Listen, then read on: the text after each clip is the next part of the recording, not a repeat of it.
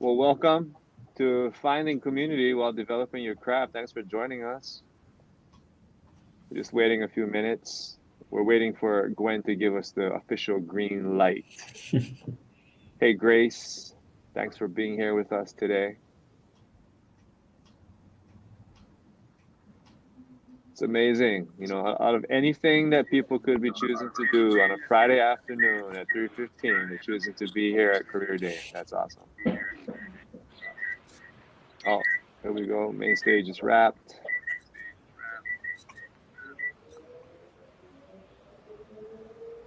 More folks. For those of you all joining, you're at the right place. This is Finding Community While Developing Your Craft. You're going to hear from three amazing artists in just a second. We're just letting everybody kind of funnel in through the main stage. We'll get started real quick here.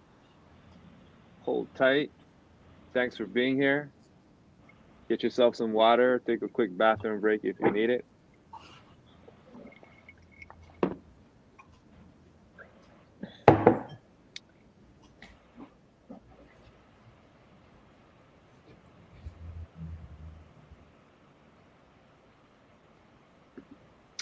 I hear you, Joanna. Maybe if it's possible, you could hop in and out of each. I know that here at Finding Community While Developing Your Craft in no competition with Travis and his crew, we're going to get it in here and we're going to talk to three amazing artists about their careers and how they launched and, challenges they faced. And, you can ask them questions as well. What's up, April? All right, Gwen gave us the green light. We're going to get started. All right, welcome to Career Day 2021, everybody. My name is Daniel Pak.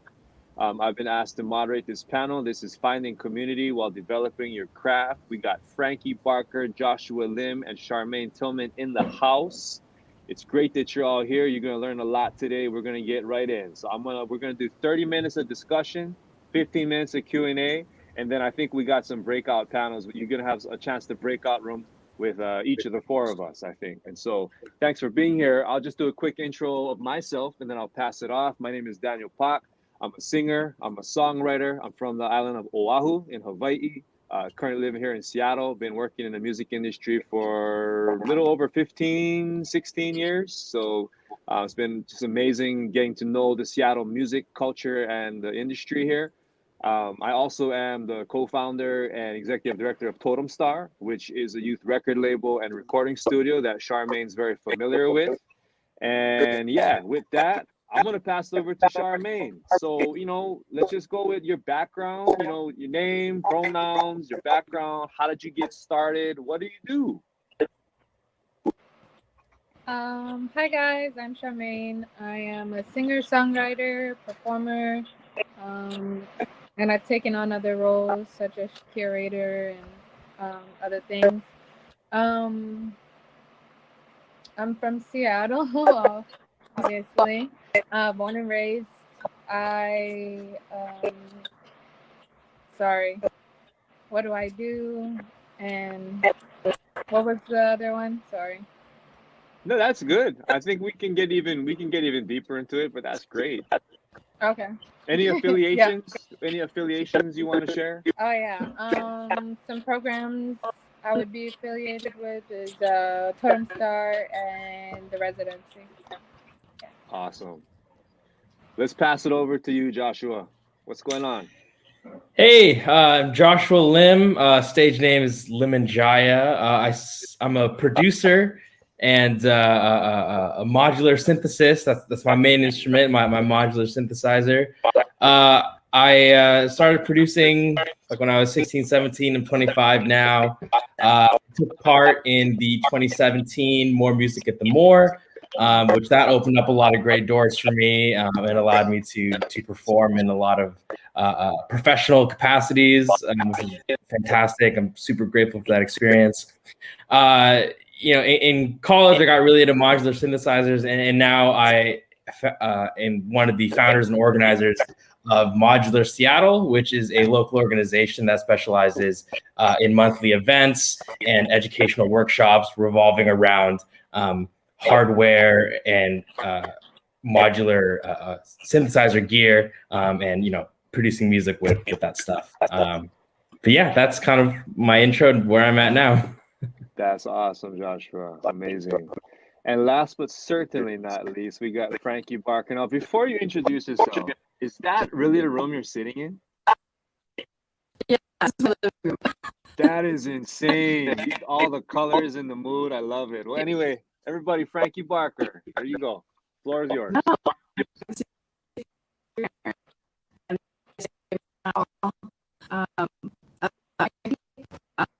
Engineer by trade. Can you hear me okay? Hey, Frankie, it's a I think little you're choppy. It's a little choppy. Sorry. Fix that.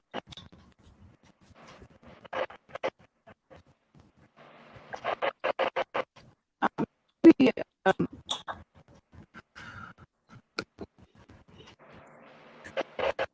this giving It's still a little choppy. if you want to come back to me, that's okay.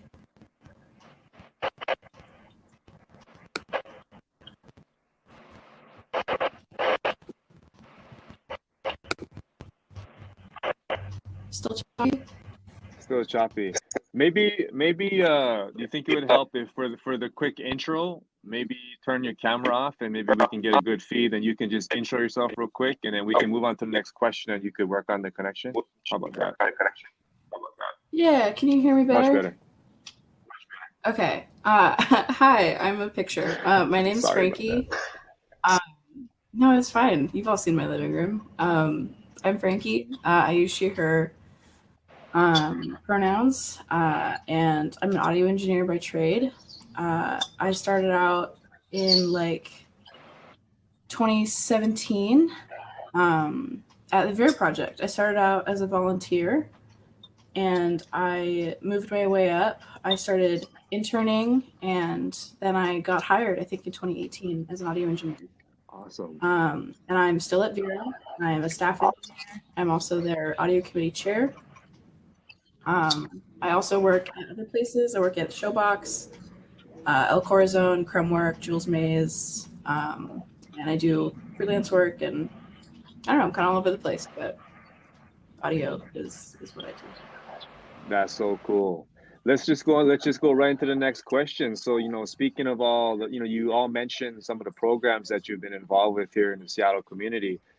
Maybe you could all spend some time sharing like what got you involved? Like how did you get what was the start? Like what was the origin story? The origin story of how you got plugged into the local music community here.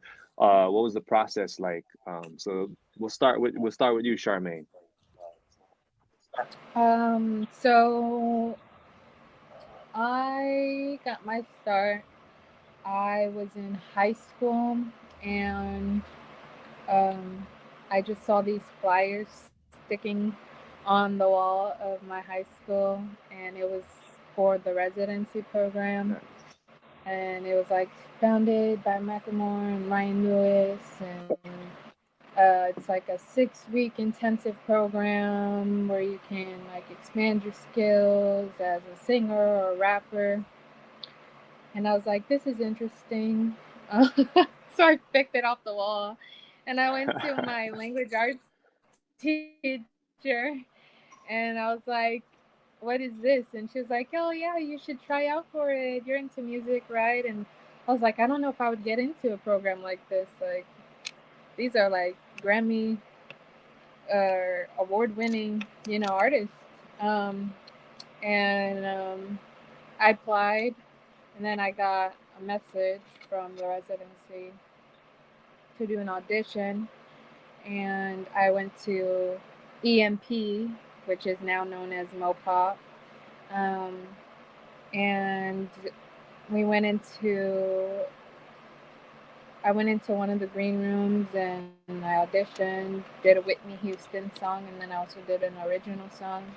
And then they said they would get back to me after the audition, and I don't remember the time frame, but like a couple days later they got back to me and said I got in.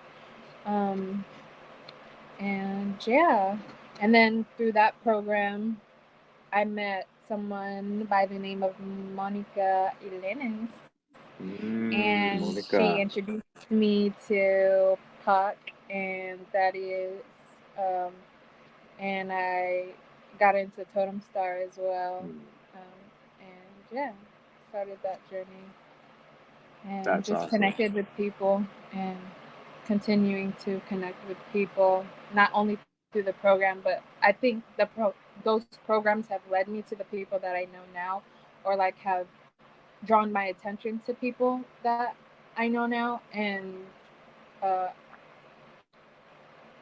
without those programs, I probably wouldn't have known the people that I know now and do the things that I do now.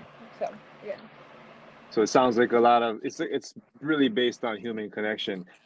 Joshua and Frankie, I'm gonna ask a quick follow-up question to Sharmaine, and maybe you could also hit on that when it's your turn. But Sharmaine, like, tell for everyone listening in, like, what was that feeling like to take that leap into like looking at a poster on the wall or a flyer and actually following through and saying, I'm gonna try this, I'm gonna commit to it. Like, what did that take, like, personally? Well, for the longest time, I've always wanted to do music. Like ever since I was little, like my sister kind of inspired me when she would be singing like High School Musical songs, and I'd be like, oh, okay, I think I can do that too, you know, like sing. And so I was kind of like singing those songs at the time, dancing with my little CD player in my room. And, yeah.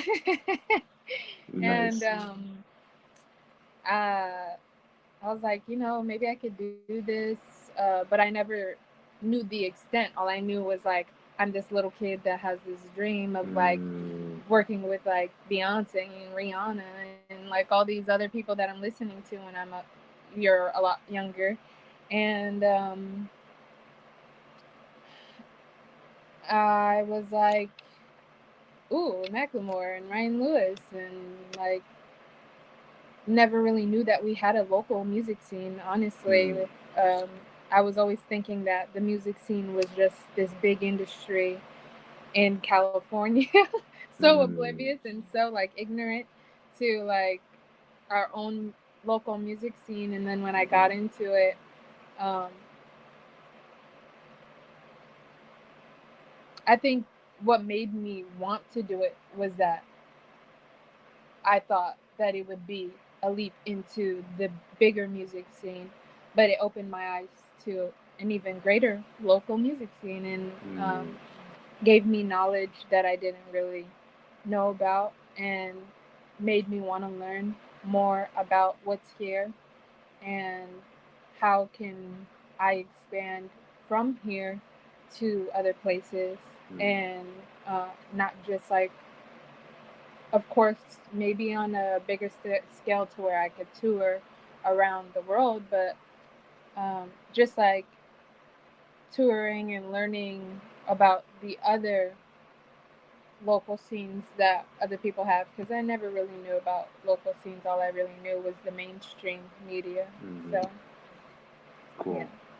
Thanks so much, Sharmaine. Joshua, you want to tackle that question? Like, of the programs you got in, like, you know, what helped you plug into the music community? What was that like? Like, what was the origin process? How did you feel? You know, it's a leap, right? It's a leap jumping, or like Sharmaine said, like jumping into a community that she maybe didn't know existed in Seattle. So can you hit on that?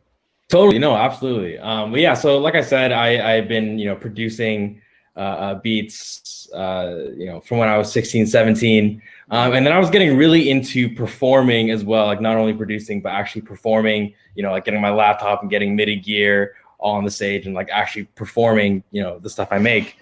And then when I was in college, through the university I was going to, I got plugged in to be a volunteer audio engineer for the Music at the Moore rehearsals. And I had never heard of the program at that point.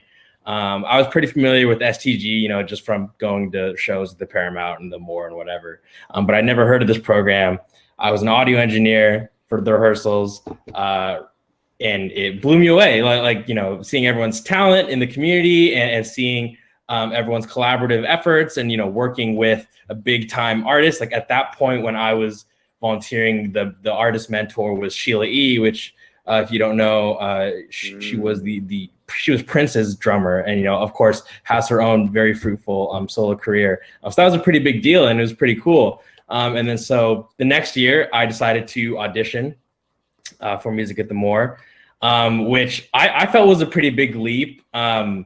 Auditioning is very different from performing, and I would say even if there's less people in the room for auditioning, it's extremely more nerve-wracking, right? Because it's like, if you're playing like at a venue, right? And let's say there's like 100 people there, like maybe only like 70% of the people are actually like locked in and focused on what's happening. You got your friends and family that are there to support you. And then, when your set is over or when your song's over, everyone just claps because that's like the polite thing to do. But in an audition, 100% of the people in the room are completely locked in, focused on what you're doing. And then when you're done, they're going to judge you and they're going to like tell you what they think. So it's very nerve-wracking. At least that was my experience. I'm glad I did it. Obviously, I made it into the program and I got connected to a lot of different artists. And the beautiful thing about Music at the Moore is that it's a very diverse group of artists. It's like, there was me who was like the electronic music guy and like the hip hop guy. And there was a few rappers. There was like a jazz band. There was like a classically trained violinist. It was a very diverse group of musicians that I was able to connect with. And me and a couple of the others have remained good friends since then and have made music together and collaborated and just kind of broadened my horizons musically. And then, that program brought me a lot of great opportunities. I performed at Sasquatch. I performed for the cast of Hamilton. I played at Upstream Festival. Did a lot of crazy stuff that I never thought was like in my grasp. But then, doing Music at the Moore helped me make those connections and really more than anything, it helped me feel like this sense of like musical community. Because for a while, it was kind of just like me in my bedroom and like my friends who weren't into music, like I'd have them like come in and listen and like play a show here and there. But so Music at the Moore gave me that sense of community, which is extremely powerful for, a lot of reasons. And then so when I kind of got more into, away from like music production on the DAW, like in Ableton, and more towards the hardware side and the modular synth stuff, that's a much more niche community. And so I kind of found, even though that was more of what I was enjoying, like my musical community was kind of dwindling because I was doing less of the, I don't know, just for the lack of a better term, I was doing less of the more marketable stuff. And I was getting into some weirder avenues, which is great, which is the stuff I love to do. But, there wasn't like really a community around it. And so that's why I started Modular Seattle and kind of, me and a couple other people, we kind of helped like prop that community up and, create a nice little healthy scene. So yeah, sorry, I don't know if I don't know exactly where I was going with that. No, that's great. Like, you're hitting yeah. on community. You're hitting on community, and even a step further, realize the importance of that, and then building it, right? Yeah. Doing your part. That's really great. Yeah. Hey, Frankie, how you doing? Let's hear from you. So, like, what got you involved? What got you plugged in? I mean, obviously, you're plugged in now with the Showbox and El Corazon. So, tell us more. Tell us more about what that process was like. Yeah. Should I try and go on video again, or should I like not even bother? Absolutely. Try it out. We all I'll try it. If it doesn't work, just like give me like a hand. You're good. Hello? Sounds good. Can you hear me? Yeah. Okay, I'll go with it. So I wish I was reflecting on these questions earlier, and I was like trying to remember how I started, and I realized I don't remember. Somebody told me about the Vera Project, and then I went. And that's it. I don't remember how it went or what happened, but I started to Vera,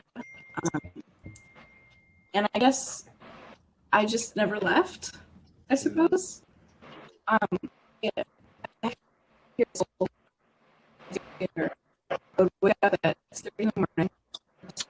No, it's getting choppy again, Frankie. I'm so sorry. So sad. That's okay.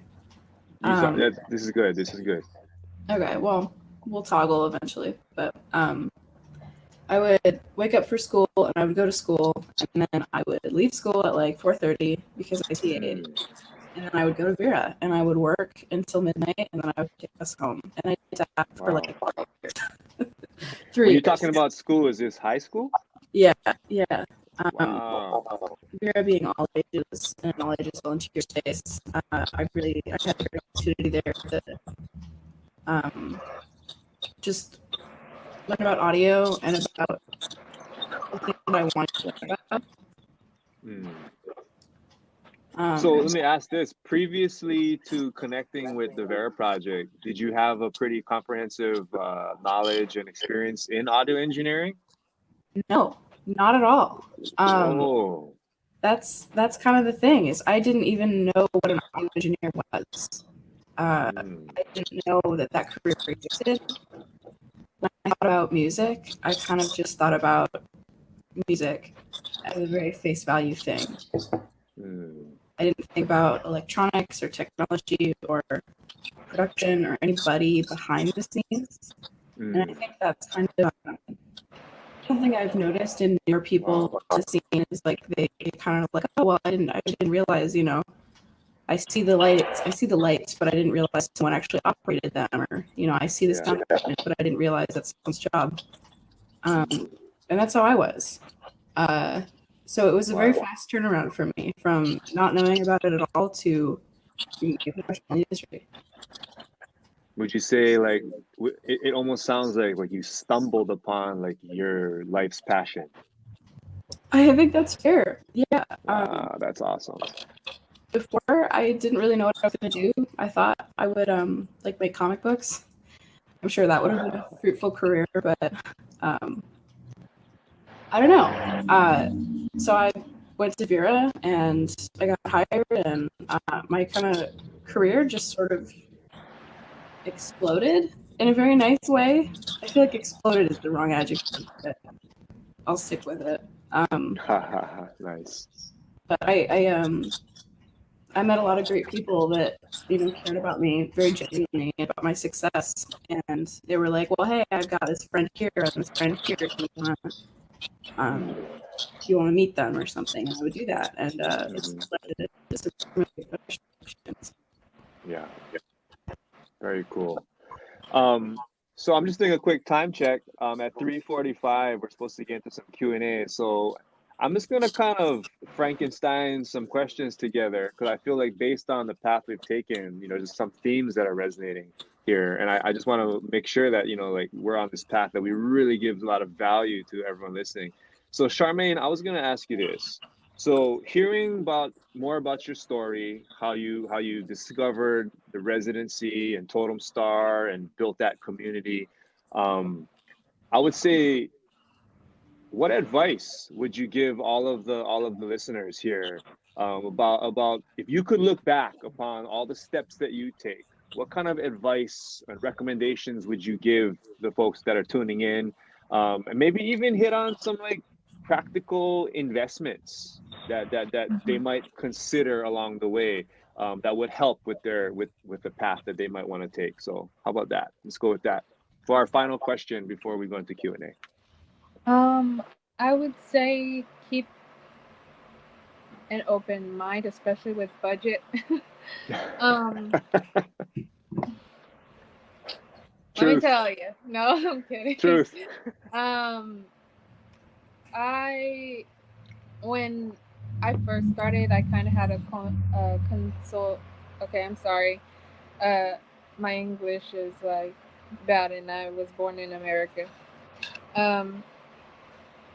I had like a meeting with somebody, and we were talking about budgeting, and at the time I was like very ignorant, I would say, and just like, I don't have the kind of money. When we were talking about music videos and about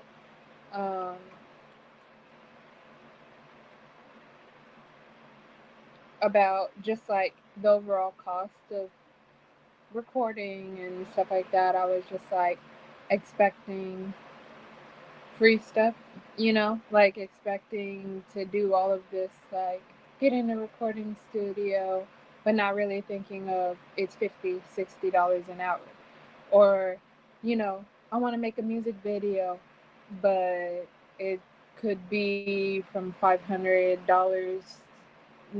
That won't even really get you, unless you have really good connects with people, that won't even really get you a vision other than going outside and standing on your car and maybe like, but I wasn't really ready to receive that kind of information and just kind of like immature. And I was just, I don't really have that kind of money, and like, I don't really know. Like, I was like kind of upset. But then as you kind of get more mature, I would say mature yourself, be humble, and like, when I was getting more mature about it, and I feel like now I don't even pay the people that were a part of my first music video enough. Like, it's so much work and so much, time consuming and very like, and it's not just the day of, it's like weeks and weeks out of like planning. Especially the director, like I have so much appreciation for her, and even now like building a relationship with her. Bailey, her name is Bailey. She's just like so awesome and like very understanding, and you need people around you that will give you an opportunity to grow and give you pointers of what you need to work on. Still I have things I need to work on, and it's constantly a growing process, and never think that you have everything down packed. Like you're still growing, and it's okay to grow. You don't have to know everything. Be open-minded. Like, I think that's the biggest thing, is like keep your mind open, and don't be so tough of taking criticism that can actually help you. So. Yeah. Words of advice. That's great. Joshua, pass to you. You want to tackle that? Yeah. Advice, recommendations, investments for all those that are listening on? Totally. I would say easily the biggest piece of advice I would give is, in any situation you're in the music process, making it or performing it or whatever, conduct yourself in a professional and friendly way, and always be over prepared. Like, I think, like I was describing earlier, because of doing music at the Moore, I got all these amazing opportunities after. And the reality is, not all the artists got those opportunities. And I don't think I was the best artist among that group. Like, straight up, I was not the most talented, but I was the most professional and I was the most prepared. I always had, all the cables I needed. I always communicated with the sound engineers about my needs. I always came with a table, which I was shocked to learn that most DJs or producers who play, they never bring their own table. So audio engineers were always like, "Oh my God, you're bringing your own table. That's amazing."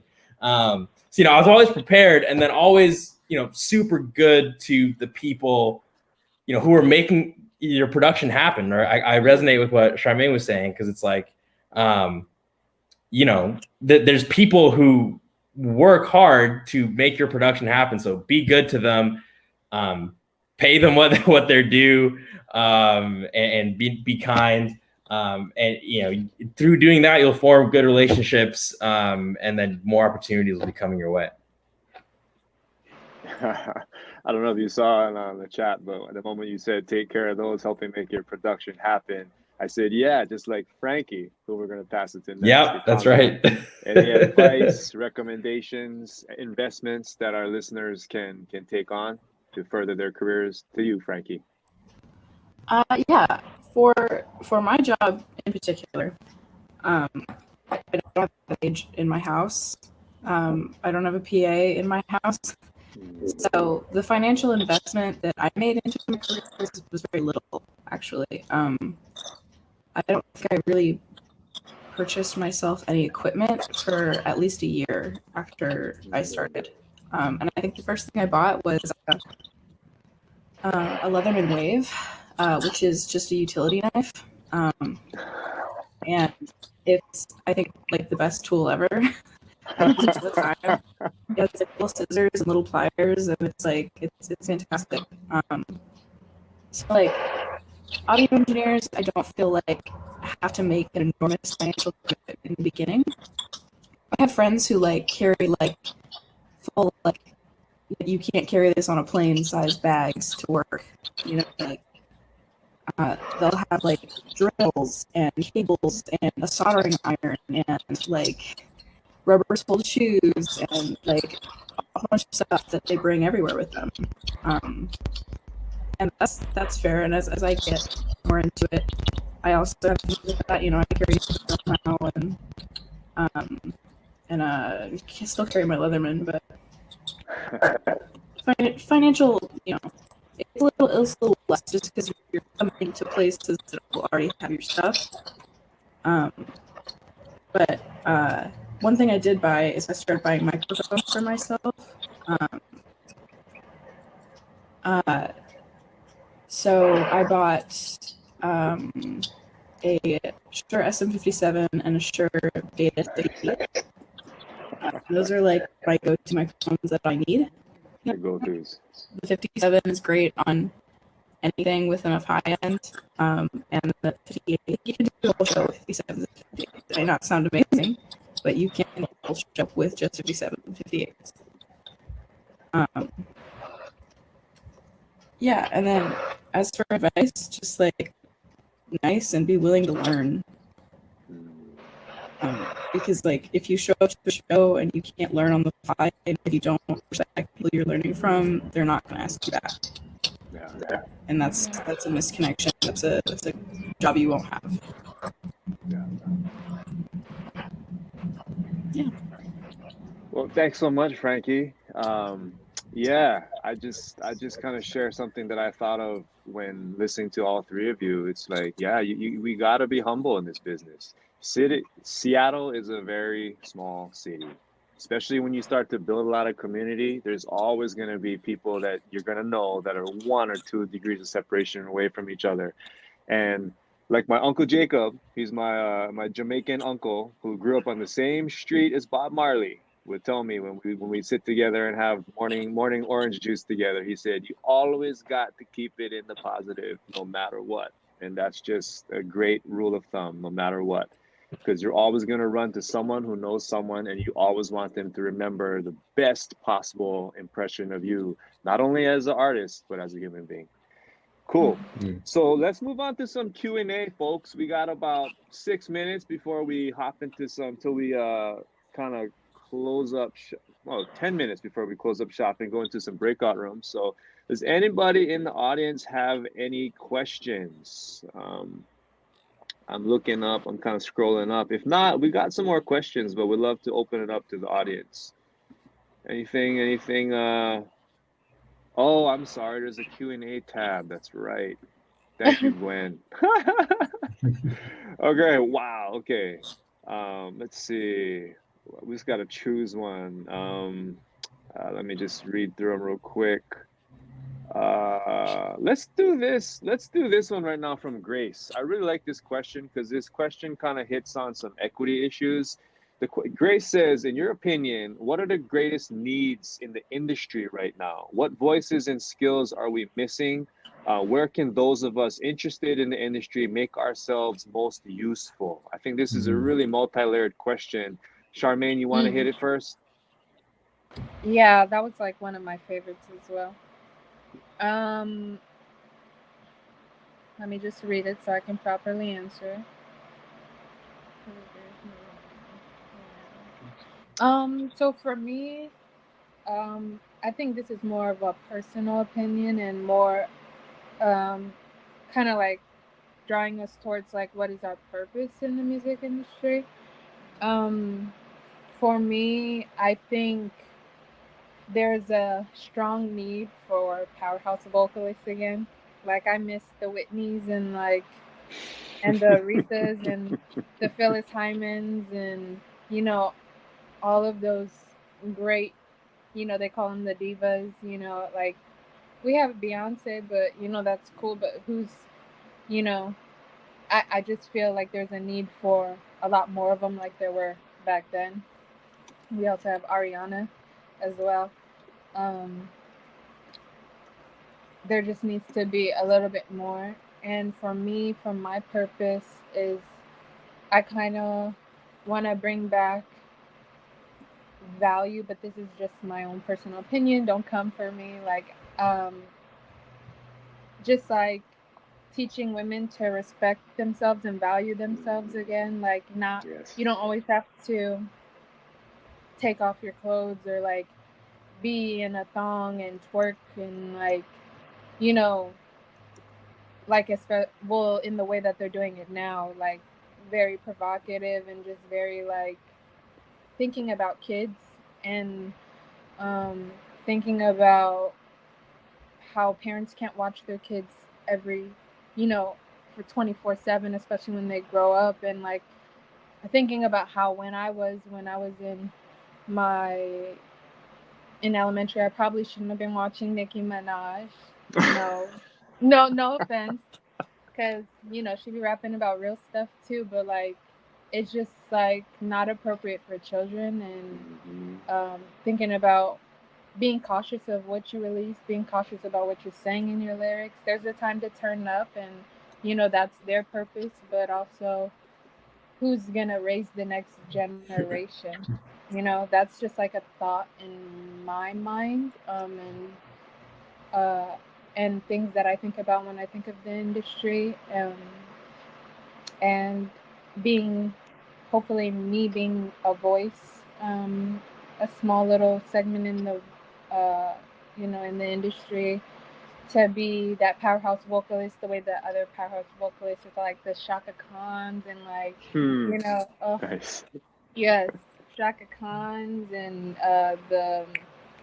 the what's her name, Donna Summer, and just all of them all together were just phenomenal.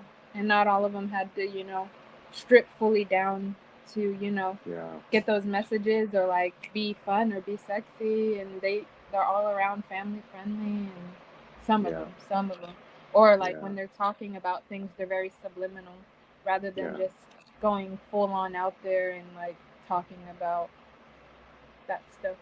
So yeah. Thank you so much, Sharmaine. That's powerful.